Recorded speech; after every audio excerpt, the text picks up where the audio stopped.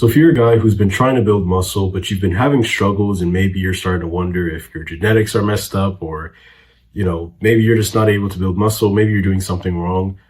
I want to tell you exactly some of the pitfalls that I made and how to actually get over those things so that you can actually build muscle, create the physique that you want to, because unfortunately, a lot of guys, when they start trying to build muscle, they do things, they do it wrong, and then they start to believe, oh, well, just because of my genetics, I can't build muscle, or, oh, it's not worth it, I'm not able to do it, or, something like that. And I just want to get rid of all that BS in your mind, because definitely if you are able to build muscle, if you are able to build that physique that you want to, it's going to be a huge thing. It's going to be a huge benefit to your life.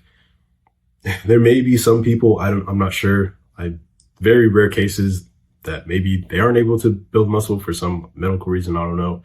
But make sure you're doing these things and at least try them for a sizable amount of time before you decide that you can't build muscle. So first off, there's different stages to it. There's the newbie stage and there's the more advanced to intermediate stage. So in the beginner stage, it's a lot easier to build muscle. Basically, you can just do some push-ups and, go to the gym a few times and you're going to be able to build muscle. The key thing to this though, is that you just need to be consistent. This is where a lot of guys mess up. They think, okay, I just have to do a few push-ups at home or, go to the gym a few times and, burn myself out. And then I should build a lot of muscle. No, that's not how it works. You just have to be consistent. Even if it's just waking up in the morning, first thing you do is 10 push-ups or, maybe you go to the gym once or twice or maybe even 3 times a week. It's just being consistent and consistently working out those muscles. You're going to make a lot of progress, especially in the beginner stages, because again, that's just how the body is. We're talking about these newbie gains. This is the stage, especially in the beginning, where you're going to make the most amount of progress. Now, once you've got that locked in, once you have that consistency locked down and you're getting into the more intermediate stage, now you need to focus on some of the other things. Specifically, it's mainly going to be your diet, if I'm going to be honest, especially if you're a skinnier guy. It's also making sure that you're progressing properly in your workouts and then, getting proper sleep and rest and recovery. That's usually not the biggest deal though. So it's really your diet and your recovery. So first we'll talk about your diet, especially as a skinnier guy, like how I was. You need to bump up your calories, and it doesn't mean just eating more food and eating to the point where you feel full. No, because I've done that before and it just doesn't work. What I specifically needed to do is track my calories. What there is there's this app called MyFitnessPal. You can look it up in the App Store or, whatever thing you used to get apps. I don't know, it's Google Play for Android. Anyways, you download that app and then whatever you eat, you just put it into the tracker and it's pretty much going to calculate very, very good rough estimate of how many calories you have for a day. What you do is just you eat above your maintenance. You can do this by going to an online calculator. I know it might sound a little bit complicated if you're new to it. You could really just ask ChatGPT, if I'm being honest, just enter what your weight is and, your amount of activity, what you're trying to do. And it'll pretty much say, okay, this is how many calories you should eat a day. Every single day, you try to eat that amount of calories, and you should notice on the scale that over the course of a few weeks or a few months, you start to gain a certain amount of weight. You need to gain weight. That's really the biggest thing, especially if you're a skinnier guy. You need to gain weight. You can't just keep working out and being consistent, because eventually you're going to plateau. You need to actually give your body more resources to actually build your body. You can think of it kind of as, building a city or something, brick by brick. If you don't have the resources to build whatever those buildings are, how do you expect to build that city? You need to provide it with more food, more nutrients. That's the diet side of it, but there's also the progressive overload part of it. It's also tracking your workouts. This is what I have to do, and it's been tremendously helpful in terms of building more muscle, gaining more strength and all that stuff.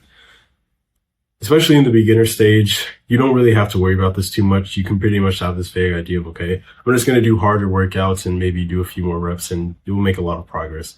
But especially once you get to the more advanced side, you're going to have to focus a lot more on specifically, you've got to add more weight, make sure you're doing more reps, focusing on your form and just improving your workout every single time. What I literally do is in my notes app, I like have a tracker for, okay, during my push day, okay, whatever workouts I do, whatever, this is the amount of weight I usually do. And I'll just go back and reference that.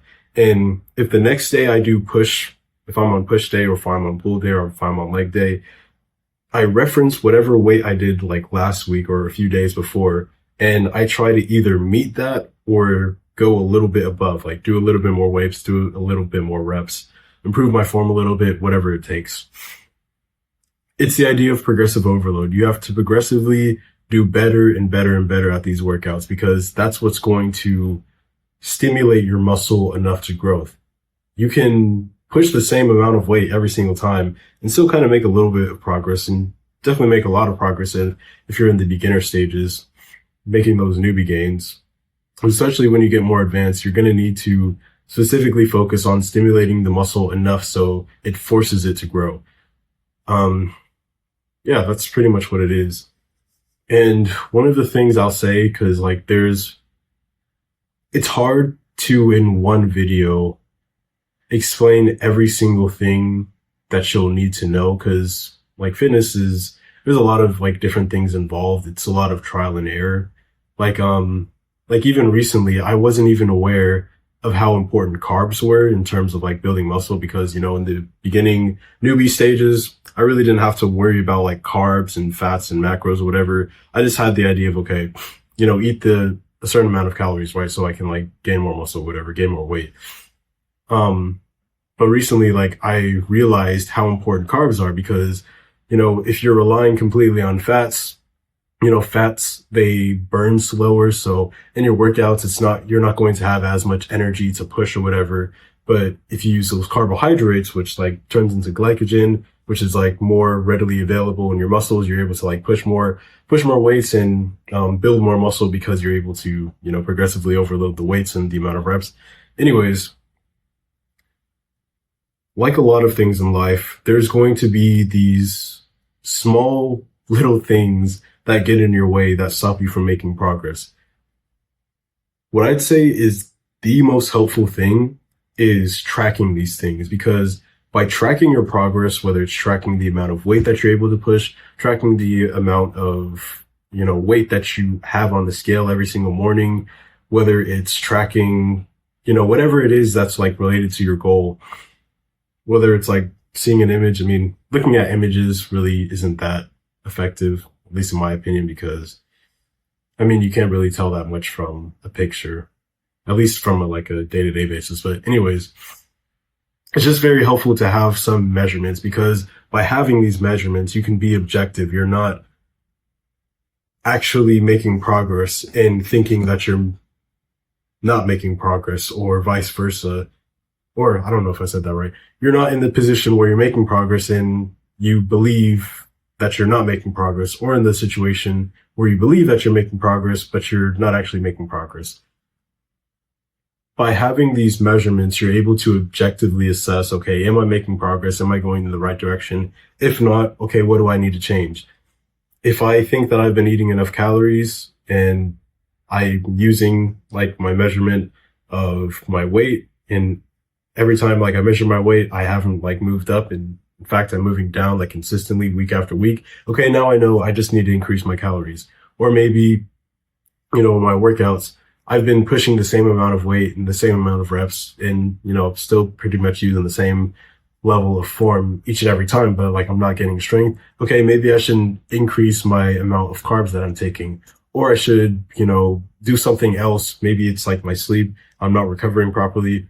Just figure out what it is, because by measuring, having these objective measures, you're able to better see what's actually the problem. And, this carries over to a lot of different areas. This is why I love fitness so much, because it has a lot of parallels, like even in business. Like, I know this video isn't about business, but it's like, if you have these objective measures in your business and you're able to actually track these and see these things, you're not going to be tempted to think that maybe this is the problem, when really the problem is something completely different. Like, by having these objective measurements, you're actually able to tell. So if you think that you can't build muscle, make sure two biggest things, especially if like you're in the intermediate phase, make sure that you're progressively overloading, track the workouts that you're doing, make sure that you're actually pushing more weights, whether that's increasing the amount of weights, like slowly but surely, or increasing the amount of reps that you're doing, or especially if you're a skinnier guy, even if you're kind of chubbier, you may still need to do this. Increase the amount of calories that you're eating. Forgot to mention this, but make sure that your protein intake is adequate. Like this is actually like mandatory. I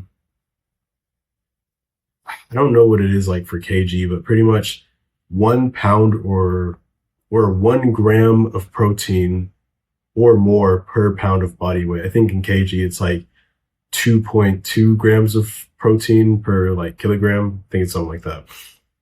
But yeah, make sure you're getting adequate protein. That's another big thing.